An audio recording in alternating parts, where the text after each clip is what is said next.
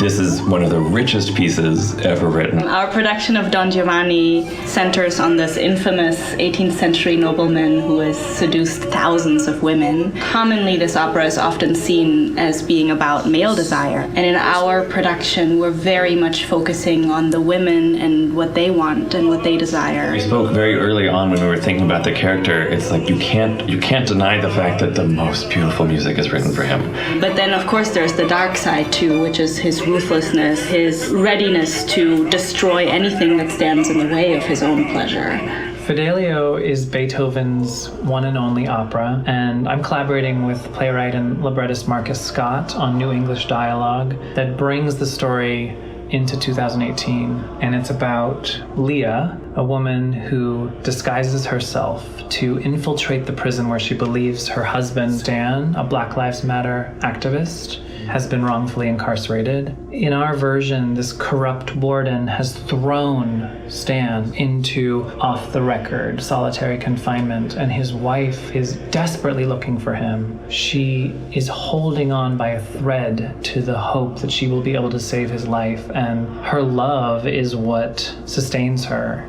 One of the words that keeps reoccurring in the libretto is precipitar, which is not easy to translate. It's to be at the edge of a precipice, be about to ruin yourself. That sense of things moving so much faster than you can control them. The characters are reeling all the time. And the music is driving them, and a lot of the arias are written for the singers to sort of be at the edge of how fast they can speak, how out of control they can be within this perfectly balanced music.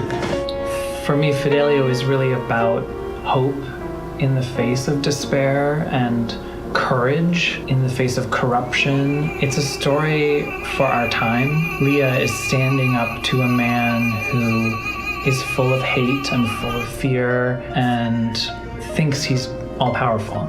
Part of what's been so humbling and inspiring about this creative process is getting to know more about our prison system. Shockingly, 1 in 15 Americans spends time in jail or prison. 1 in 3 Black men are expected to go to prison. And while America is 5% of the world's population, America has 25% of the world's prisoners. It's one of the most action movie fast openings in opera history. Yeah. There's so much that happens in the first 7 minutes. It's mind-boggling. And opera starts with one person on stage alone, and instead halfway through, in she comes, in he comes, we're in a trio, it's chaos. And one of the amazing things about the story is that it's such a beautifully calibrated kaleidoscope of characters who are ever combining in different ways, and every situation is sort of rich with possibility. I have the immense pleasure of reorchestrating Beethoven's music